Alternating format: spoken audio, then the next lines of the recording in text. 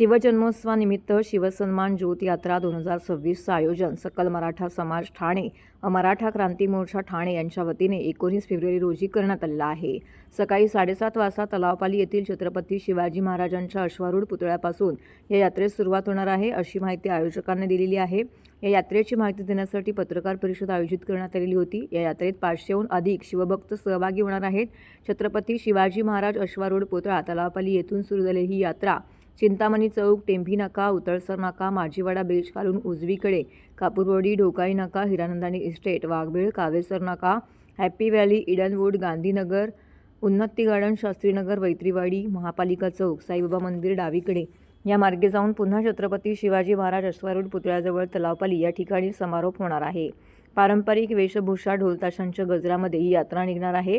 तसेच दरवर्षी शिवजन्मोत्सवानिमित्त आयोजित करण्यात येणाऱ्या या कार्यक्रमाचं स्वरूप कमी करण्यात आलेलं आहे। महाराष्ट्राचे उपमुख्यमंत्री अजित पवार यांचं निधन झाल्यामुळे हा निर्णय आयोजकांनी घेतला असल्याची माहिती त्यांनी दिली आहे। या पत्रकार परिषदेला रमेश आमरे, सचिन पाटील, प्रवीण कदम, दिनेश पवार, समीर देसाई, दिलीप शिंदे, युवराज सूर्यवंशी, संजय जाधव, मंगेश आवळे, पतंगराव कदम, सुनील कदम, नंदू शिंदे तर पदाधिकारी उपस्थित होते। सर्व जय शिवराय। छत्रपती शिवाजी महाराजांची 19 तारखेला आपण दरवर्षी यावर्षी शिवजयंती उत्सव साजरा करतो। मोठ्या प्रमाणामध्ये न करता साध्या प्रमाणात आपण करतोय। सकाळी 7:30 वाजता आपण त्यांचं पूजन करणार आहोत, तलावपालीचे स्मारक आहे तिथे।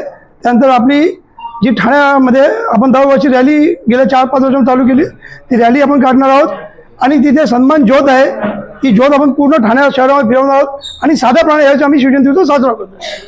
तर काय असणार आहे स्वरूप